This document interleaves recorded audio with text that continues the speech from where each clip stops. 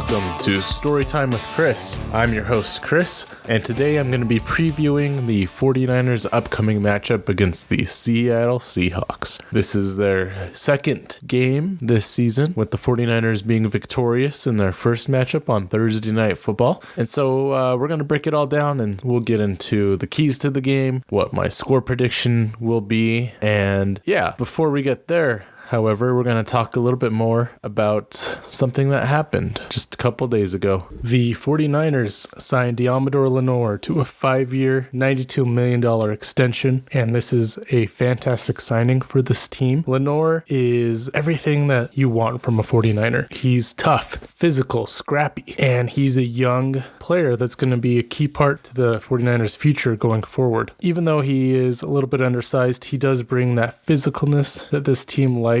We all saw that hit against DeAndre Swift last year against the Eagles, and he is a lockdown corner as well, one of the most underrated cornerbacks in the league. There were times last season when I thought he was the best cornerback on the roster, and that includes a roster with Charvarius Ward, and this year he continues to be awesome. Good on the Niners getting this deal done early, so there's no drama on the offseason. They're preparing to pay Brock Purdy as well, and this signing really is a part of the next iteration of this 49ers core, right? I hear so many people talking about the core of the team, and that has gotten a little bit older throughout the years, which is why some people believe that the 49ers Super Bowl window is closing or already closed. And some of those core guys, George Kittle, Trent Williams, Debo, Fred Warner, Charvarius Ward, CMC, some of these guys are a little bit older. And one thing that I think really helps with this new core coming up is that the 49ers have really nailed this year's draft class. Almost every single rookie has played an impactful role, and it's just been a home run. I mean, not only are these rookies stepping up, they're playing like they're starters. Renardo Green looks like he's going to be up as the number 2 cornerback again this week. Charvarius Ward, of course, will be out for as long as he needs to, and so Lenoir and Green are going to step up this week, and they actually were the 2 cornerbacks against Seattle in that first matchup, because Ward, I think at the very last minute during warmups, he ended up being not able to go with I think it was a groin injury. I could be wrong on that, but yeah, it was basically the last game time decision, and so those 2 guys played really well. And I think, man, having 2 solid cornerbacks is tough to do in the NFL. Usually you can get one and then, have an average guy on the other side. And who knows? I mean, Renardo Green is a rookie. We still haven't seen him play a whole season under his belt as a starter. So this may be premature, but I feel really comfortable with Lenoir and Green being the future cornerbacks of this team. 2 solid guys. Mustafa in the secondary is awesome. He's played really good. I saw a stat on Mustafa. I'm going to try to find it. And actually, my brother sent a tweet to my dad and I. Renardo Green is the 3rd highest graded cornerback in the NFL. I'm assuming that's a PFF grade of 84.2. So, hey, that's pretty solid. He hasn't played every single game, but still really, really promising for a young rookie. Of course, we saw Pearsall go off last week for his first career touchdown. I think he's going to be a guy. We still haven't seen too much of cowing. He did have that muffed punt, which I don't really put on him. That's a really, really tough position for a returner. And it was Samuel Womack, or not Samuel Womack, it was Darrell Luter who ended up running into him and causing that sort of to happen, which was also the case in the Super Bowl. So as far as young cornerbacks, Luter is the guy that's got to step up on special teams and not make that same mistake. But yeah, this is a really, really good deal for the Niners. They're locking Lenoir up for 5 years. And this deal actually, it's kind of crazy. It makes him the 12th highest paid cornerback, so not even number 1. And I think he could easily be a top 5 cornerback in this league if he's not already there. And so it's pretty cool that he didn't take a fully maxed out deal like some of these superstars have. The Niners have been notorious for getting these deals done last minute and giving in to players and their agents at the last minute after they have missed time in training camp, and sometimes even I don't think it's gotten into the season too much, but those things have had negative impacts on those guys. Bosa didn't look like himself. himself. Debo didn't look like himself. Ayuk didn't look like himself. And then he, of course, is gone for the year now. So good on the team. Really a steal of a deal. And Lenoir, it tells me that Lenoir is not a super selfish guy. Obviously, he could have tried to get the maximum contract for a cornerback. He could have tried to be, a top 5 paid corner, top even number 1. And he's number 12. And I think that's really, really important. It shows that he knows that amount of money is still going to, he said it himself, that money is going to change his life, his family's life for generations. So, he gets it. And it just makes me even more fired up to have him. He is such a good and underrated player in the NFL. And man, I really hope he gets the recognition he deserves as well for around the league, because he doesn't get nearly enough. I have this offensive, I don't know if I'd call it a strategy or what, and this isn't based on on some advanced metric or anything like that. But if I were the head coach of the Niners, this would be my goal every week, and I think it's possible for this 49ers team. Obviously, this is easier said than done, but if I were the Niners, I would shoot for 250 yards passing per game and 150 yards rushing. And the reason why I think that that's doable and why would lead to success is if you get 5 players to 50 yards, that's 250 yards right there. And then with running the ball, your running back 1, Christian, 75 yards, running back 2, Mason, 50 yards, running back 3 / Brock Purdy, 25 rushing yards. And if you're doing that, you're spreading the ball around like that, I think that could only lead to success. And if this 49ers team is able to do that, it makes them a lot less predictable and gives a lot of guys opportunities to make plays, yards after catch, whatever, however they get that yardage. I'm not saying the 49ers have to do this every game. I'm just saying it's a goal that they can attain and that they should strive to hit. I believe they have the weapons to do it. They have the quarterback and offensive line to do it. And if I were the head coach, that would be my weekly goal. And of course, I know there are going to be people out there that say that's not how football game planning works. That's not how the NFL works. You can't do that every week. And I understand that. I'm just saying, when I watch these games, a lot of times I try to put myself into the shoes of a head coach, because that is something that I want to be someday. And in watching all levels of football, something that I can see myself doing as I strive towards that is exactly what I just said. Not necessarily the yardage, but my goal is to get as many different guys the ball each game that I can. Becoming unpredictable, developing essentially a strategy where it's not system based, it's more player based, where instead of finding players that I can plug and play, I'm finding players that I can build an offense around, that I can get creative with. And I'm not saying Kyle doesn't do that.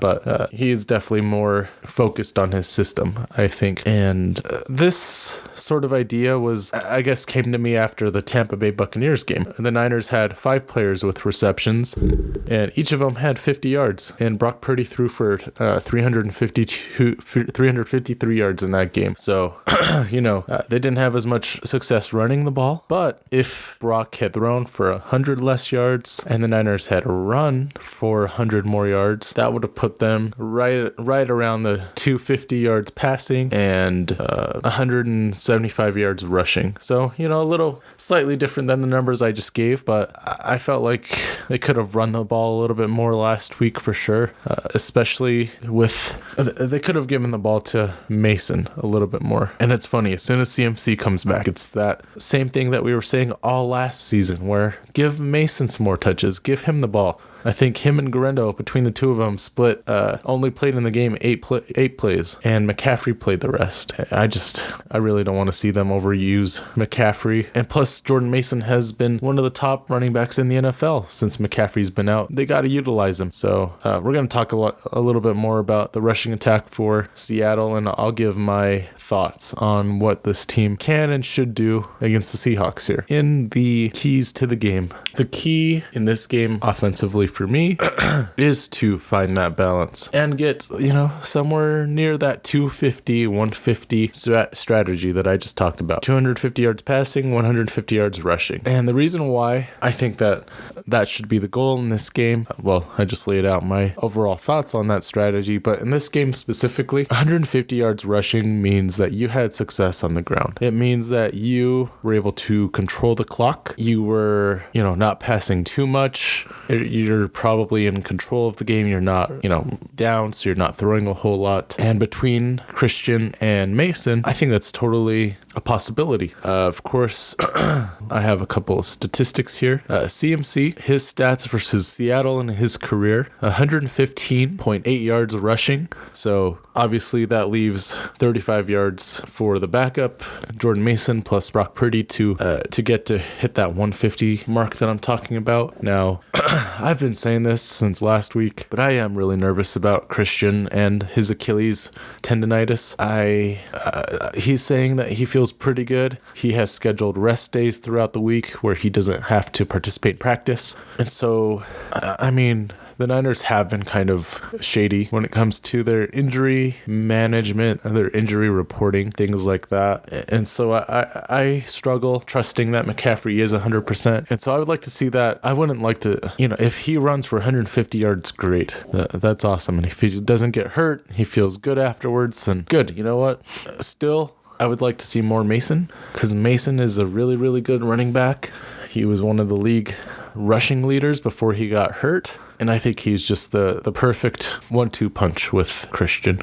Other successful teams have multiple running backs that they use. I think Detroit is the best example of that. And Detroit is playing like the most, if not the best team, one of the best teams in the NFL. Now, that was a rough game for Jared Goff on Sunday night, but they still pulled off a win. So, him, David Montgomery and Jahmyr Gibbs split carries pretty evenly, if not exactly evenly. And I'm not saying you have to do that with CMC. I just don't want it to be 90% McCaffrey, 10% Mason. I'd like to see it more like 66-33, 60-40, somewhere along those lines. And I'd like to see them on the field together, man. Like, there are so many things that Kyle can do with those two guys where, him, like those two, and Debo, who can play running back. Now, he's not a great running back. He hasn't had the success running the ball that he's had in years past, but still, those three guys can put defenses in an absolute blender, and they can confuse defenses and do really creative, unique stuff. And we just haven't seen that too much. And so that's really what I want to see this week offensively. Just get Mason to the game a little bit more, get him more touches, still try to ease McCaffrey in, don't overuse him.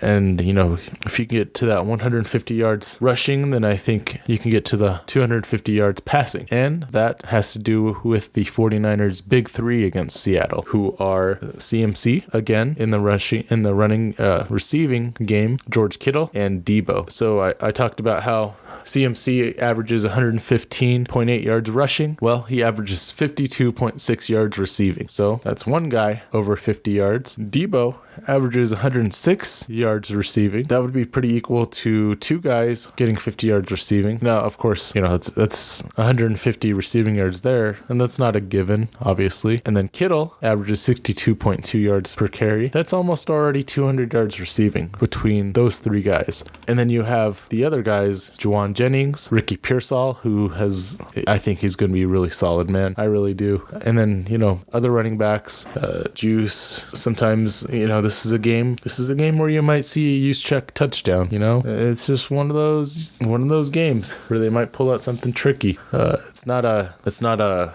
primetime game, but still, it's Seattle. They do have some creative tendencies against Seattle. So, between those three guys, 150, slightly above 150 receiving yards there on average against Seattle. I think they're more than capable of doing that. Of course, Kittle is dealing with a hamstring injury. It doesn't seem like it's too serious. They held him out of practice, but he was back again today on Thursday. So still, I think they are more than capable of getting that 250 yards passing mark. And so for me, that's what I want to see. I think if you get to that 250, 150 area, you ran the ball efficiently, you passed the ball efficiently, you controlled the clock and the ball, and that's going to help out the defense as well. And of course, defensively, I think the key, and it's going to be a little bit tougher to do the second time around, is to make Geno Smith throw the ball. Yeah, in the last matchup against the 49ers, Geno threw the ball 52 times, which is insane. And on average, Geno throws half a touchdown against the Niners and one interception per game. So that's a negative ratio for his touchdown to interception ratio. and that's good for the Niners. If they can make him play quarterback, make him throw the ball, I think that's key in this game.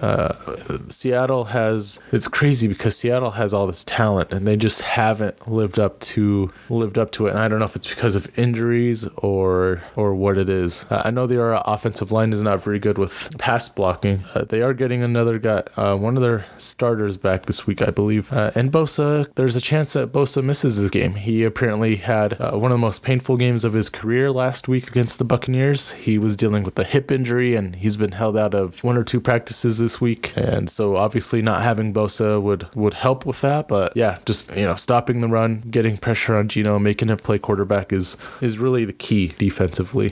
This team gets interceptions on Geno. They get turnovers against Seattle. And so, if they can get 1 or 2 of those, then I think the offense will take care of business as well. And this is a game where they can really boost their confidence going forward. And of course, there is a third unit on this team. And this week, I'm just not going to say anything because I've been mentioning this third unit. We all know who I'm talking about. We all saw the struggle last week, and I'm just not going to say anything about them. We're going to roll with it, hope things are better. And yeah, I'm just not going to say anything because I have all season and it's it has not been good at all. So hopefully they bounce back big, and that's all I'm gonna say. Now, Brock Purdy, he's had a good season in my opinion, and last week during the second half of the game, he really caught fire and started playing like the MVP Brock Purdy that we all know and love. And so this week, what I really want to see from Brock is, enough with the slow starts. I'd like to see him go out there and from the beginning be on point, make his throws, and just be consistent throughout the entire game. I think I would love to see this team,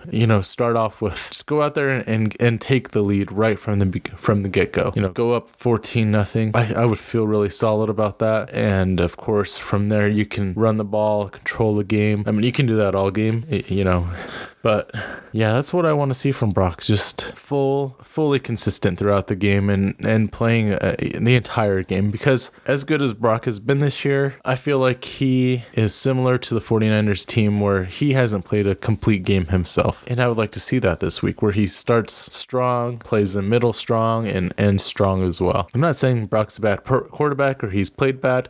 I'm just saying that it seems like there have been moments in each game where he sort of takes a little bit of a dip. He's a little bit off on his throws. The rhythm's a little bit off the timing. And that could be also because he has some different guys than he's used to playing in the receiver positions. So, of course, the addition of CMC last week made an immediate impact on Brock in the passing game. He started looking for his checkdowns a little bit more. And so I want to see that some more from Brock as well, as even when CMC is not in the game, be willing to take those checkdowns. Of course, there was that sweet pass where Brock had a free rusher coming at him and he just lobbed that ball. It almost looked like a fadeaway jump shot. Christian was able to go grab it. He might not have that connection with some of the other running backs, but go out there and take what the defense is giving you, even if it's just a little check down. You've got to trust Jordan Mason, Garendo to catch those balls. And if they don't, then that's why they're not getting as much playing time, and let them go out there and earn it. And for Kyle Shanahan, what I really want him to do this week is there have been two NFC West games this year that the Niners should have won. They felt like they should have won from the beginning of the game, and they didn't. And that was against the Cardinals and the Rams. And when you go into a game expecting to win, knowing that, you've had a lot of success against this team in the past, you might get a little complacent. You might feel like, you could take a playoff here or there. We can not play our best football, and at the end of the game, we're still going to win. And so what I want to see from Shanahan is having the team prepared to play the whole game and not finishing until the job is done. This team has, they've not played to their standard this season. They're punching below their weight. I think they can be a much better team than they've shown. And I want to see that and some more creative play calling in the red zone. Just even with CMC back in the lineup, it wasn't any better last week. Obviously, they